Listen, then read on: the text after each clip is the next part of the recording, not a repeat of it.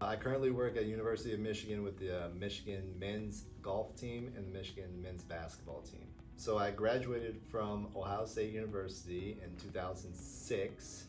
I went to grad school and I got my grad degree from North Carolina State in 2008. So technically I've been certified since 2006, so that would be almost going into my 17th year. This is my second season in both. I accepted the job here back in June of 2022, so this is my second season. Yeah, there's it's still, as an athletic trainer, you're still dealing with the same types of injuries, but I'd say the biggest difference has been travel. There's 82 games in professional sports plus the playoffs. In college sports, you have about 30 regular season games and then a conference tournament, and then the NCAA tournament after that. So, there's not nearly as much traveling as there is in the NBA, and they have agents in the NBA, and the college players, they don't have that. So there's a little bit of a difference, but for the most part, as far as the injuries and stuff, it's about the same type of injuries that you see. For concussion management, we have a protocol that's built from our team doctors, and they work in conjunction with the NCAA and the Big Ten.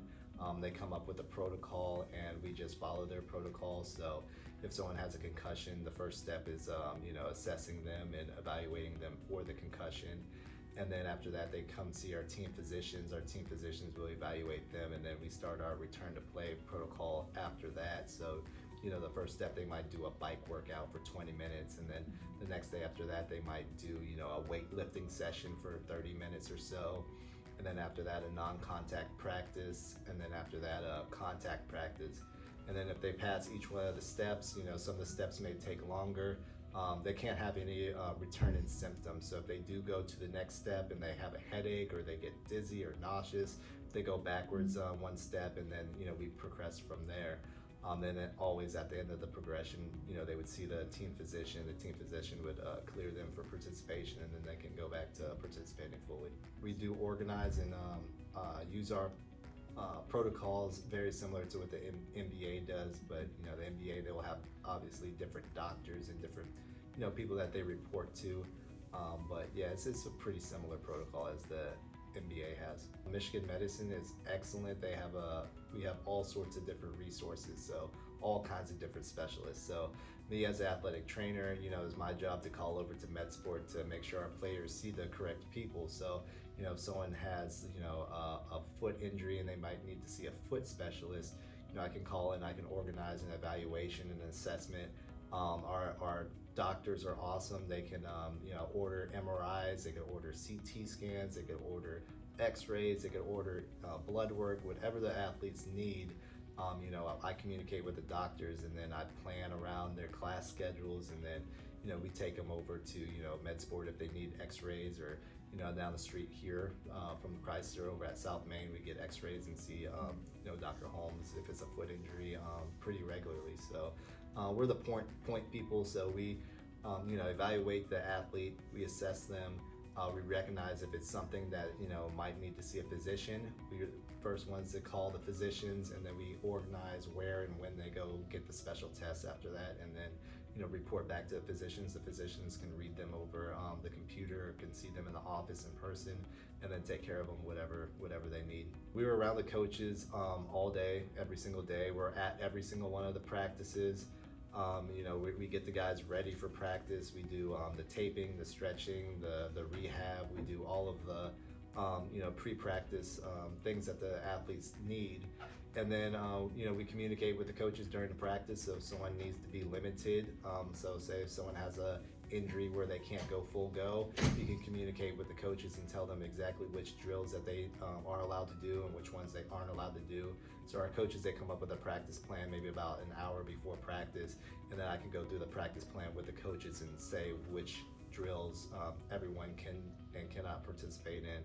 And then after the practice, I type up a report and put everybody's status on the report, so the coaches are aware of how everybody's doing, and they know which step in the rehab and which step in the treatment progression that they're in. Center could support us just with more research. If they have cases, concussions, a lot of people, they don't have the same exact not that same exact progression as what everyone else does. So there's some cases where concussions, they do progress super fast.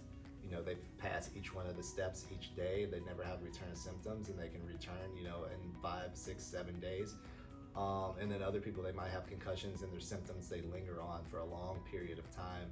And just having those cases and knowing those examples and ways that we could recognize some of those different cases, and we can communicate with them. And then also in our concussion plan, we do work directly with our learning specialists. So our guys don't return to class. There's a return to learn protocol as well. So the concussion center, they might be able to help with research and maybe help help us get the guys and ladies back into classes safely, and have them progress very well too. I'd say as a young professional, just be prepared for communicating on all different levels. You have to communicate with the coaches. You have to sometimes communicate with the parents, because the parents may ask questions about if the kids are having surgery or having a injury that they haven't heard of before. So you have to communicate with them. You have to communicate with all different types of athletes too. So just make sure that you're very organized. Make sure that you're willing to commit to the time commitment that collegiate athletics demands of you. Be prepared to travel, all around the country and literally all around the world. We just went on a foreign tour to Greece and to France just this past summer. So just be prepared for a lot of travel and a lot of time demand, but it's 100% worth it. Just the gratification that you get, that you're part of a team and that you're helping these athletes perform at a very high level. Yeah, I just think just for the public to recognize that athletic trainers, like I said, is just a very integral part of the athletics program. We're the ones that, kind of the unsung heroes from time to time. And a perfect example is the athletic trainer. His name is Denny Kellington. He's the athletic trainer with the Buffalo Bills that helped save Damar Hamlin's life. He did recognize him for that publicly. But a lot of times, athletic trainers, they don't get that kind of recognition. And, just like I said, just a self-gratification that you get, and the feeling that I get, that I know that I'm a part of, the wins, the losses, a part of the championships, and, hopefully long NCAA tournament runs, just being a part of all of that is just gratification enough for me.